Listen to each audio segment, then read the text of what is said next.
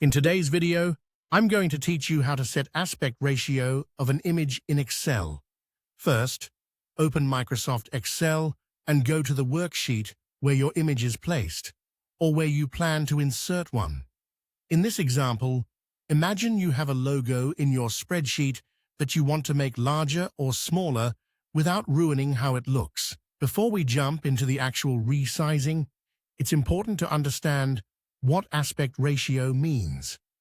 Maintaining an image's aspect ratio simply means keeping its original width and height in the same proportion.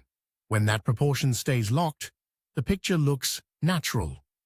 If it doesn't, the image can end up looking stretched, squashed, or distorted, which is especially noticeable with logos, product photos, and other graphics that need to stay clean and professional.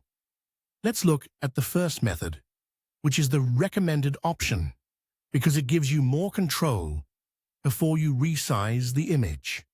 Start by clicking the image to select it. Once the image is selected, go to the Picture Format tab in Excel. From there, look for the Size group and click the small dialog box launcher in the bottom right corner of that section. This opens the size settings for the image. In the Size tab, check the option labeled Lock Aspect Ratio, and then click OK.